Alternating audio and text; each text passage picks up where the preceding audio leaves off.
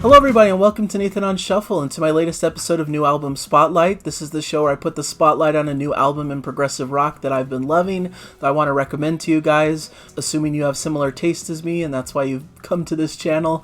I hope you'll enjoy all these releases that I talk about. That's the whole purpose of the channel, and especially this show, is to let you guys know about some of the newest and greatest stuff that's coming out and introduce you guys to great music that you may not have otherwise been aware of. Or if you are aware of this music, just to give another voice, another perspective about the album and to let you guys know my feelings about it. So today I have a really good one. This is a contender for one of my favorite albums of the year, just to tease that a little bit. It's a really fantastic, more obscure release that I feel like needs to be heard, and a lot more people need to be talking about it. And this is OK Goodnight's album, The Fox and the Bird. I love the whole aesthetic of this album. The cover is beautiful. It has that folky aesthetic to it. It's a concept album that has all of these different woodland creatures and them going through a journey, and you know, it's a really cool concept with a lot of cool styles and sounds to it. This is definitely more in the heavier vein of the prog spectrum, so if you're not into the heavier side of the music, this may not be for you. But I'd encourage you to explore it anyway, because I'm not really a fan of the more extreme metal stuff either. I like my prog rock a lot more proggy and a lot more in the rock side of the equation than the metal side. But they definitely dabble in the metal at times, but there's a lot of cool folky moments. There's a lot of cool, more progressive moments, fusion, jazz-inspired moments. They really run the gamut to a lot of different sounds, but they do, especially in the latter half of the album, get into some heavier, more harsh-sounding vocals and some heavier riffage and all that kind of stuff. But I think it services the story and it makes sense in the concept as a whole, and so it doesn't bother me particularly. And like I said, it's only on a couple tracks at certain moments to really accentuate the heaviness involved in the story and the weight of what's going on in the concept. So to me it fits in beautifully and it works well, and it's just a great album front to back. I really love the whole vibe to this. Reminds me a lot of what the Deer Hunter do, to be honest. You know, I think there's a lot of that type of sound baked in here, but in a more metal side, because you get the storyline, you get mixture of different genres and styles, similar to what Deer Hunter do, and it has this more modern, fresh aesthetic to it. It doesn't feel like it's dipping too far into the past and this could literally be a 70s prog album. This sounds very current and up to date and more in line with this indie prog type scene that I've been enjoying in particular. This band, I believe they were formed pretty recently. It says in the fall of 2018 on their bio here, formed by students at Berklee College of Music in Boston. Casey Lee Williams on vocals, Martin Gonzalez on guitars and production, Ron Bernhardt on bass, Martin DeLima on piano and synth, and Augusto Bocio on drums. So that's the lineup, I believe, and it looks like the bassist may have changed since then. We've got Peter DeReyna on bass here. A little bit of a switch up, but mostly the same lineup there than how the band formed. Their first album was Limbo, which looks like it came out in 2019 in October. So this is their second full-length album, and it details this storyline of these animals who are losing their homeland, or they're having trouble. There's a drought and they need water, and so basically these two characters, the fox and the bird, the titular characters of the piece, go on this journey through these different landscapes and meeting these different characters, these different other animals, and you know, going through some very harrowing experiences on their journeys and travels, trying to go to the spirits and ask for rain and water to come to their land to save life. It's a really cool concept, you know, and it leans into this folky side and this more fantasy-inspired creation, which is right up my lane.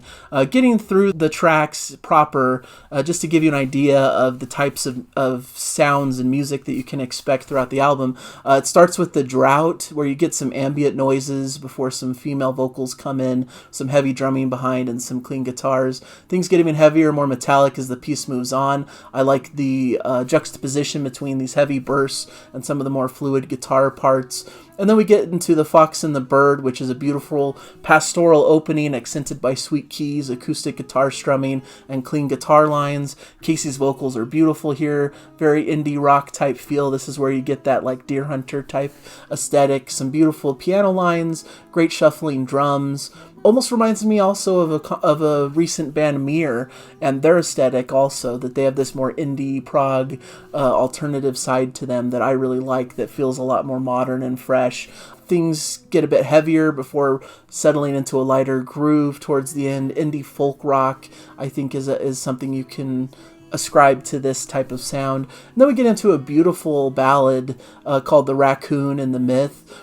Casey's vocals are just heavenly on this. That's one of my favorite parts of this album, is Casey's vocals. I think she's incredible and gives this whole album just a whole beauty to it and a majesty that just really makes it transcend to me. And this track is a great example, just a great, clever folk ballad with great lyrical content.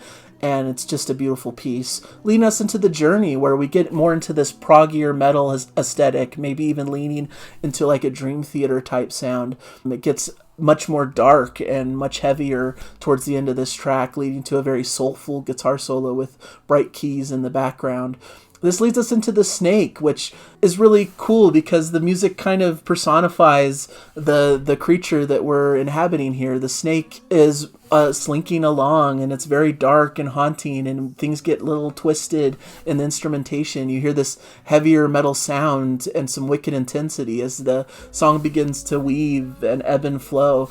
It's a really cool track, and almost has a Latin feel to it at parts. This Latin piano before the heavy metal sound comes barreling back in at sections. It's just a really cool balance and blend of stuff that I just really enjoy. Then we get into The Nightmare, which, as you might expect from the title, is an instrumental interlude that's much darker with some crushing atmosphere, heavy off-kilter guitar riffs, pounding drums, and unsettling orchestration. And it's cool that throughout the track list, you get these main songs, but then they're broken up with these little instrumental passages that really detail where they're at in the journey and this more soundscape type feel. This is a really great example of it in The Nightmare. This leads us to one of my favorite tracks, The Falcon, which is much more lighter and jazzier. Cool acoustic guitar starts with an interesting pattern. I think more of some of the more uplifting Rush flavored rock tracks that we have throughout their discography. It's a really cool piece that has a little bit of jazz fusion baked in. I like the lighter middle section with light vocalizations and beautiful keys before we get to the explosive chorus. Towards the second half, there's almost a Haken-inspired, quirky, progressive rock workout with some standout proggy keys. A really cool section and a really cool track. I also am thinking about exploring Birdsong, another obscure prog act that lives in this type of wheelhouse, has a great female vocalist and some bright keys and some great prog playing. I really love this track. I think it's a great expression for them and what they do. The Dream is another instrumental interlude that's much more ambient and soundscapey. Some horns and sparse sparkling piano notes wash over atmospheric sounds. Really nice break before we get into this really heavy track called The Bear. As you might expect with the Bear title, it's very heavy, barreling through, some urgent piano notes before heavy guitars enter, and you get some growling vocals in this track that are really well done. I think the artist that they credit is Elizabeth Hull as the one who's doing a lot of these growling vocals. So there's a cool dynamic between Casey's vocals and Elizabeth's vocals as they weave together in this track and in future track The Mountain. Really cool stuff going on here. Very prog metal, Dream Theater, Haken inspired in the musicianship, big, massive, heavy sound. This is expertly weaved by moments where the heaviness drops out and we get these more intense orchestrated moments. Clean and growling vocals weave together to add to the intensity. And a cool moment in the middle sees keyboards start with the focus with an almost jazzy flavor before screaming guitars enter over a quirky backbeat. So really cool, expressive track. Moving into The Crocodile, which is another sinister type track with some staticky guitar stabs, dark keys, sinister spoken word at the beginning. A lot of character in the vocals also to really express these different creatures and what they do and how they talk and how they react to the situation. It's really fun. Great fusion kind of vibe with heavy guitars. Love the more light jazzy section before we get those heavy crushing riffs. Just an aura of mystery and playfulness, but with a dark undertone here. Beautiful section with vocals and jazzy keys comes midway through with a tasty guitar solo on top.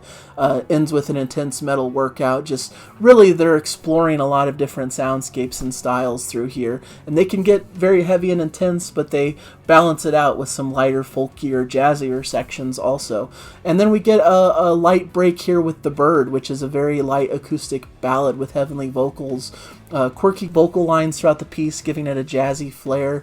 Once again, really highlighting Casey's vocals, just like the Fox and the Bird track did. Beautiful track. I really love it. Those are some of my favorite moments on the record, is when the heaviness drops away and you just get focused on just this beautiful writing and beautiful vocals, and it's just a really beautiful combination of stuff going on. And this is all culminated in The Mountain, which is probably the heaviest track on the album. It starts with some brutal, heavy, crushing riffs, soaring vocals over intense, heavy riffs, and a staccato section where the music cuts in and out. Really exciting and fun. We get some intense growling and screaming, which I assume is from Elizabeth Hull. We get a heavy progressive instrumental trade-off between keys and guitar in the middle section where the vocals come back in, and the build-up is powerful before the music cuts out, and Casey just stands out with this really cool vocal moment where she just gives this intense vocal cry, bringing the power and intensity. It's really excellent the way that they're able to give that dynamic, let the music drop away, let Casey have this really beautiful vocal moment, and then just come screaming back in with this really intense moment. One of the most powerful moments of the whole record. Don't think I'm giving it much justice by my explanation, but it's a really cool piece. And then we end with The Rain, which is more ambient, focused on keyboards with Casey's vocals floating in with an ethereal quality. Beautiful way to end the record after the intensity of The Mountain, and you hear those sounds of rain in the background. So, beautiful album, really fun. It's just the perfect length. It gives you quite a journey. Goes through so many different moods and movements throughout the piece. You got some great playing, beautiful vocals. There's all the different inspirations that I talked about. There's pieces that sound a bit like Haken, pieces that sound like Dream Theater, pieces that sound like The Deer Hunter, but I don't think they're really like any of those bands in total. Like, even though you hear the influences, I feel like they're a great example of doing something of their own style and not copycatting older artists that have come before them. I think they really bring their own style and their own signature sound here that really makes this stand out and makes this one of my favorite releases of the year. So please check it out if this has been at all intriguing to you. I understand if the heavy side is not for you and you just have to skip it for that reason, but I'm hoping if you're a little bit open-minded and willing to experience some of that, that you're willing to give this a shot and get caught up in the story of it and the folky nature and the great lyrics and the great sounds, and just let it overwhelm you. It's just such a beautiful album. So that is one of my favorites of the year. Wanted to talk about it, give it its due. I wish I could have put out this review a few weeks ago, because I've been living with this for several weeks now and just completely adoring it every day. But here it is. Here's my review, and hopefully you guys enjoyed what I had to say. So thank you guys for joining me, and as always, keep enjoying the music out there. I hope you guys are loving whatever albums you're into right now as much as I'm loving this one, and I hope to catch you guys in a future episode. Bye everybody. Thank you for joining me.